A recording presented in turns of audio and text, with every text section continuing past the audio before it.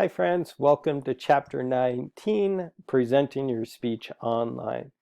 What we'll do in this chapter is we'll briefly discuss the online environment, the differences between recorded and online live speeches or real-time online speeches. We'll talk about the guidelines of the online speaking environment and 5 major elements we need to take into consideration uh, regarding the visual environment of online speeches. We'll talk a little bit about technology and real-time online speeches and explain the importance of having a backup plan.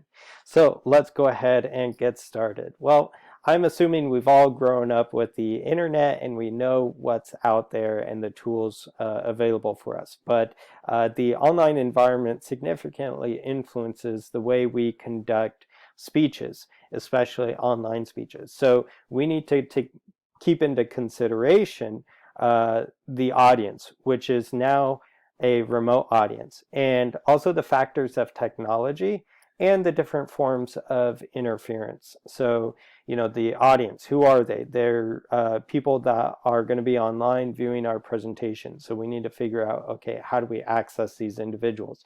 Through technology. And so you want to make sure that the platforms or the channels or the technology that you use to record your presentation or give a live presentation are reliable and accessible to not only your audience, but you as well. So you want to make sure that you know the technology that you're working with, and you want to make sure that the audience knows how to use that technology as well.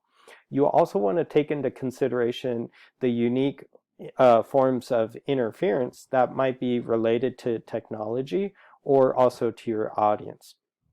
So these are some of the influences that we should pay special attention to. So the first one is the relationship with the audience. Now, when we are in class giving a live presentations, it's so much easier to connect with the audiences because they have access to a range of visual elements such as our body posture, our facial expressions, how we communicate our message, right? And consequently, we have access to that information as well. We can access the audience's feedback, so their facial expressions, their body postures, how they're responding to our message.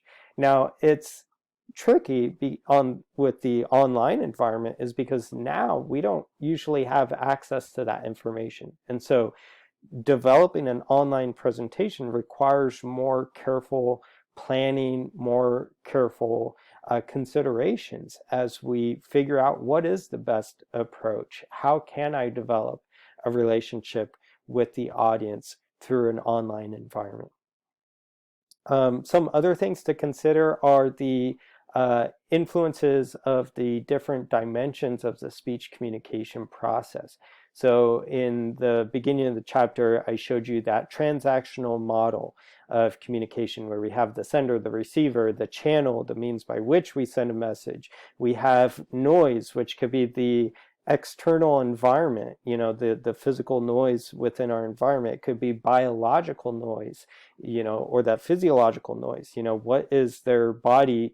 Is it, are we hungry? Are we sleep deprived? Are we sick? Are we, is stress getting to us? And then also the psychological noise or cognitive noise, right? What are the insecurities people are bringing to the table? What type of concerns might they be experiencing in their life? So all of these things are influenced through this online environment. So even though the book doesn't talk about media richness theory, I think it's really important to discuss media richness theory as it applies to the way we communicate through a channel our online speeches. And so according to media richness theory, essentially postulates that the channel will influence the variety of nonverbal cues we have access to. And so lean communication channels provide an opportunity for messages that carry less information due to the lack of nonverbal cues. So if you think about an email, it's hard to access the nonverbal elements of the sender. Like we don't know if they were angry or happy when they sent that email. We don't know if they're what they intended in terms of the tone. So we don't have access to a lot of nonverbal communications in lean channels. In rich communication channels or mediated channels, these channels provide an abundance of nonverbal cues that add clarity to a verbal message. So the more access you have to nonverbal cues, the more accurate your interpretation of that message is going to be, is because we rely a lot on visual communication for that interpretation. So this graph shows an example of various channels and how they fall on this continuum or this spectrum between lean and rich communication channel. So let's take a look at the channel text. So this is written language. So we could email someone, we could text, we could write a letter, we could create an online post. These channels are typically lean in terms of they don't capture a lot of contextual information about the sender or the speaker. And so only really the interpretation relies solely on what's written in text. Now, these channels tend to be asynchronous. That means that there's a time gap built into the response time. So when a sender sends an email, there's a time delay in when the person receives the message, and the person receiving the message can also determine when they want to reply. That's why when we use Snapchat, sometimes we're careful on opening a snap, because we don't want the other person to know that we've read the message, especially if we can't reply right away. Now, if we look at voice, now technology and different channels gives us the ability to now call someone. So instead of emailing or texting, we could give them a phone call, and now we have access to their vocal properties, which provides more contextual information of the messages that or the communication that we're engaged in, and it helps us interpret the other person's messages. So you have access to their voice, so now you can detect certain emotional states or intonation patterns or pauses. You can tell if someone's angry, happy, sad, and so forth, just by listening to their voice. Now, moving to a more richer communication channel, now we get communication channels that have audio and visual elements. So FaceTime, conference calls, Skyping, Zoom meetings. Now we have access to facial expressions, their body posture, all of these things, which provides a richer environment and adds that clarity to our interpretation. Of course, the most rich environment would be in-person, face-to-face interactions. Now, the richer that we get, often the more synchronous the channels are, and that is the more these channels happen in real time. So, FaceTiming, Zoom, attending a conference call over Zoom, these are taking real time, and these are happening in real time. So if you had a question, you could interject the speaker and ask a question. It provides an environment for more interaction. And obviously, in-person interactions are, the richest environment. So when considering how you're going to address your audience and the different channels you're going to use to communicate a message, take into consideration the type of channel you're going to be using. So sometimes, emails are very efficient. Voice calls, again, might be better than an email. For this class, all of our presentations will be using visual and audio. So that means we will be, showing ourselves, showing our nonverbals, and also our vocal properties as well. Throughout the semester, we're going to be recording our speeches, except for the last speech. That will be happening in real time. It'll happen live. So this is a media richness theory.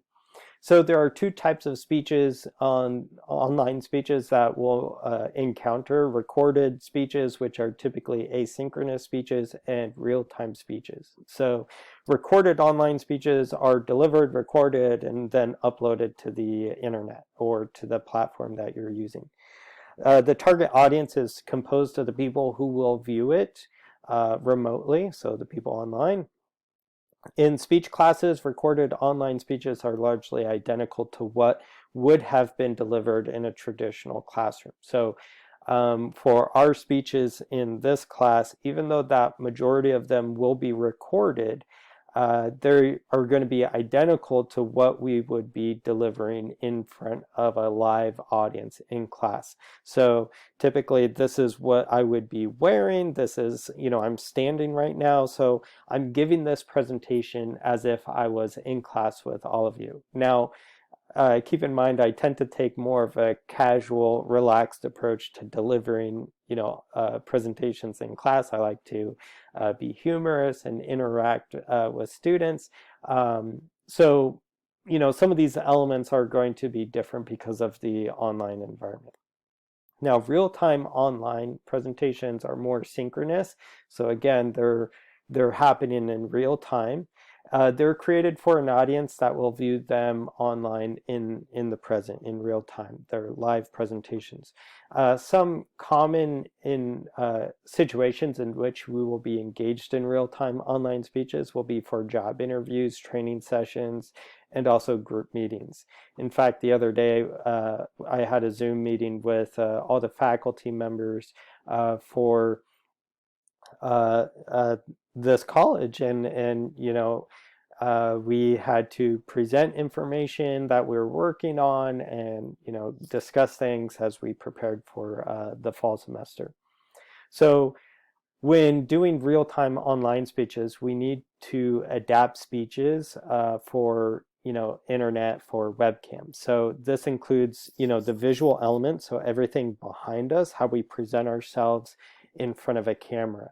How do we maintain that professionalism when we are in the comforts of our own homes, right? And so we'll discuss some of the things we could do to maintain that professionalism. So these are the 5 guidelines for online speaking.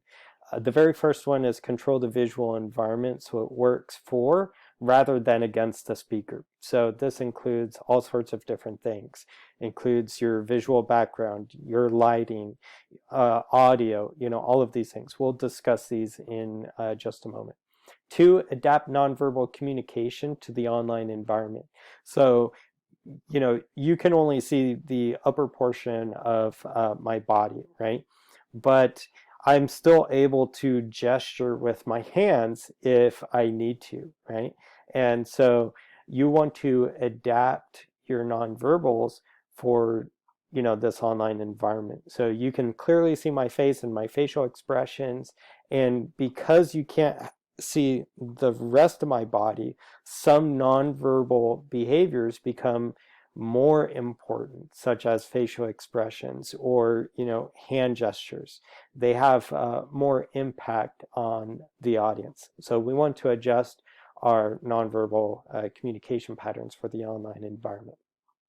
Next, we want to adjust the pacing of our speech for an online presentation. So typically in class, we could take our time when expressing ideas, but because we are on this online environment, I would argue that the attention span of the audience significantly decreases. And so we have to be very concise and to the point and increase our pace of our speeches in our delivery. Fourth, keep the audience in mind through the speech preparation process. This is pretty standard no matter what type of speech you're giving, whether that's in class, if it's a recorded presentation, or if it's an online live presentation. We always want to be taking the audience into consideration. How are they going to receive this message? What dispositions are they in? And then 5, online speeches typically require more practice time than do in-person speeches. So you want to make sure that you give yourself plenty of time to start working on your speeches, because you're going to get halfway through your speech and you're going to mess up when recording. And if we don't have, so for this class, like, we shouldn't be editing any of our videos. So this video is not going to be edited at all. So you're getting just the raw take of my presentation. But I've gone through this presentation a few times to practice. So again, that's something that you're going to want to do for online speaking, is really practice multiple times your speech and then record it multiple times. And then that way you can pick the best one.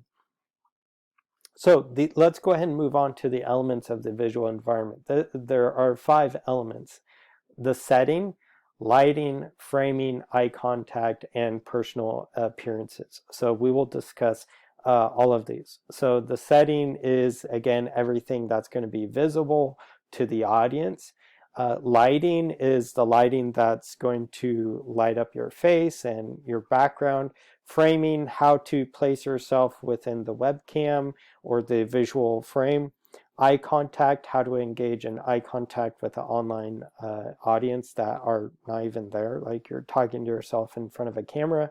And then also personal appearances.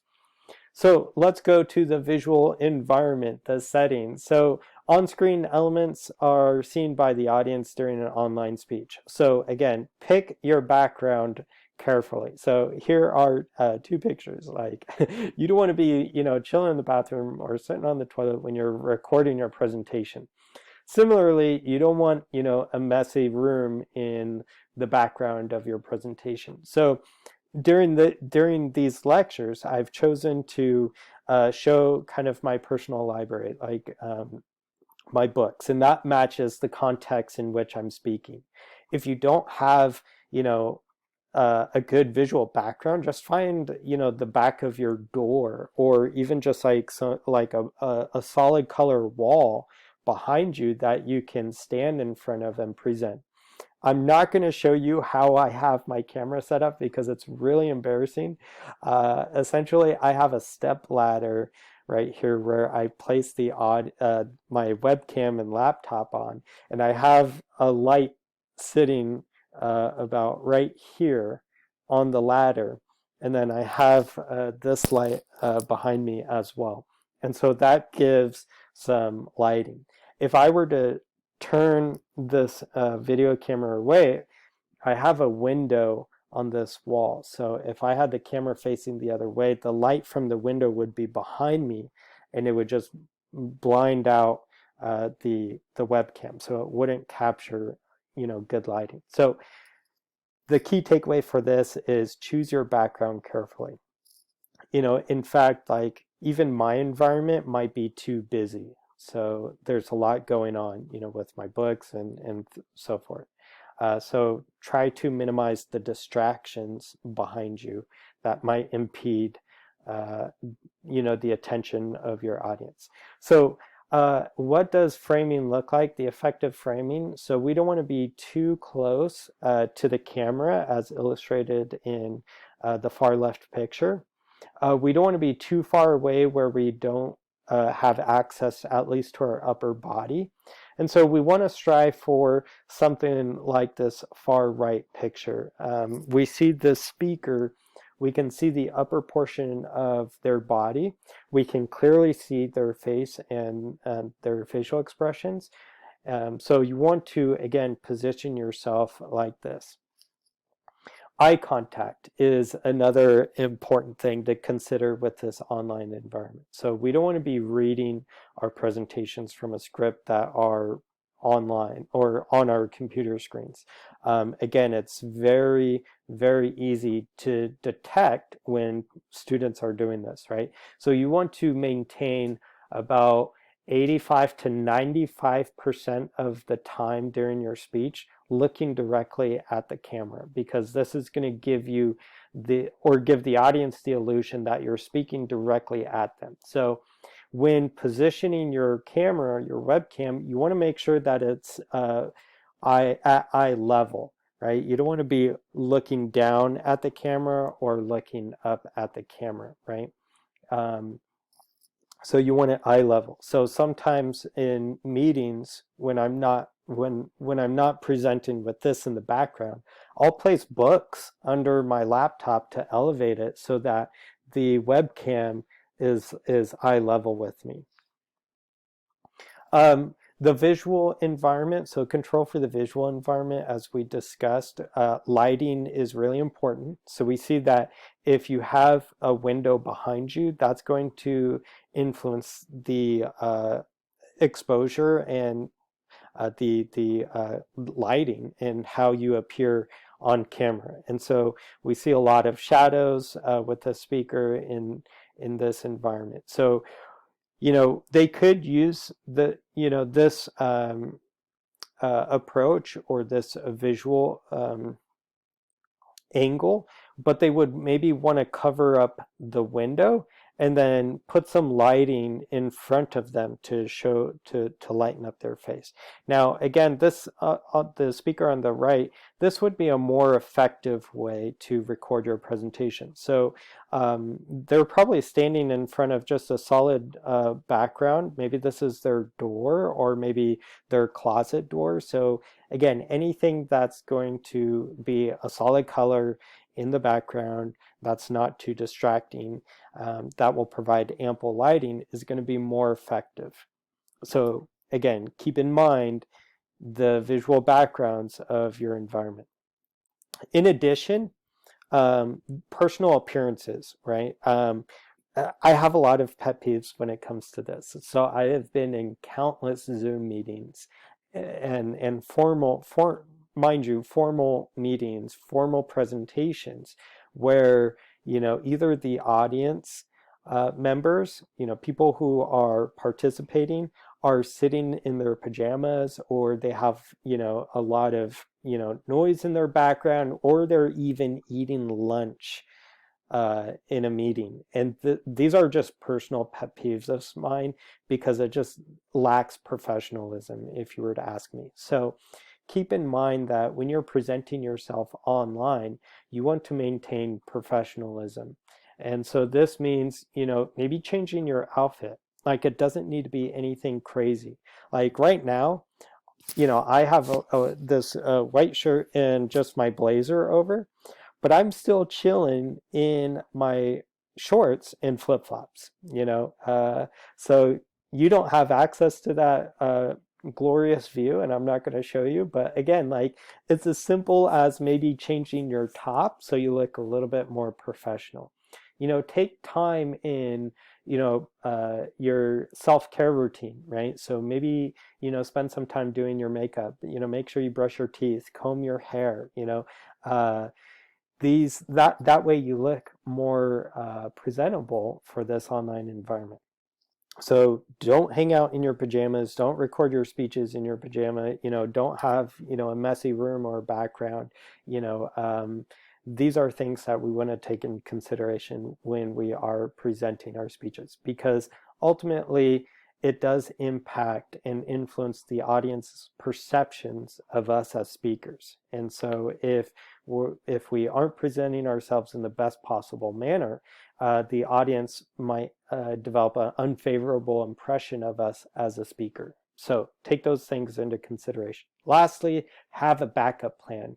So distribute outlines. So if you're presenting online and for whatever reason your technology is messing up or it's not working right away, have a backup plan. The best backup plan for any presentation is distribute an outline of your presentation to the audience members so that they can review what you're going to be speaking to them about.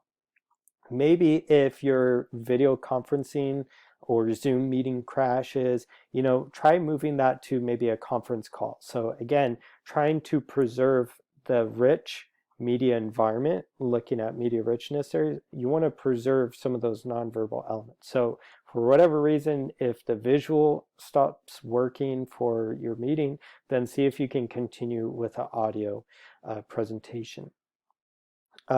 Share documents via collaboration platform. So maybe this is a Google Doc that's shareable. It could be some other collaborative platform, but you want to maybe share documents with your audience prior to a presentation. And then move to recorded format. So if for whatever reason a live presentation can't transpire, then try recording your presentation. Or in fact, if you're giving a live presentation, such as through Zoom, you want to be able to record that presentation for other audience members who couldn't maybe make it to that presentation. So all of our faculty meetings, presentations, Zoom meetings are recorded because there's always that person who can't make it. And that's courtesy to provide them with an opportunity to still view that information. Or worst case scenario, see if you can reschedule your presentation. So in this chapter, we've covered some basics on how to present online speeches. We talked a little bit about the online environment, how it creates a different approach to speaking. We talked a little bit about recorded speeches and how they give you more control over your message. So you can take multiple retakes, you can practice more, you can really perfect your speech. Whereas real-time speeches, we don't have that luxury. So if we, maybe mispronounce a word or stumble through something, we still have to keep going. So there are pros and cons to both. Recorded speeches, even though that they give us more control over the content, we significantly decrease our ability to connect with the audience on a more personal level. We explained the 5 guidelines for speaking online. So the first one, control the visual environment, because this is what the audience is going to be exposed to. This is what they're going to be able to see. Adapt your nonverbal communication behavior. Adjust your pacing. So you want to speed up the pace a little bit. Remember the audience. Keep them in mind when you're developing your speech and choosing the appropriate channel for delivering your presentation. And then also practice a lot. We also talked about the visual environment of online speeches, such as the setting, so the background, lighting. You want to make sure that you're presenting in a well-lit area. Framing, you want to be situated in front of the camera that shows your upper portion of your body and your face so that you can gesture and make faces at all of us. Eye contact, you want to make sure that your eyes are level with the camera. So this might include using a step ladder or putting books under your camera or using a tripod so that the webcam or your recording device is level with your eyes. And then also maintain eye contact with the camera. And then also take some time in your personal appearances, so maybe change your shirt or put on something nice, comb your hair, brush your teeth, make sure that your personal appearances still maintains professionalism, because again, the audience will interpret our visual appearances and they will either determine that we lack credibility or our appearances contributes to increased perceived credibility. So, again, our appearances influences our credibility as speakers. And then, of course, having a backup plan. So that is it for chapter 19. A lot of it's self-explanatory, but again, we're striving for that professionalism in this online environment as we present our speeches. Of course, as always, if you have any questions, feel free to reach out to me, and we'll see you next time.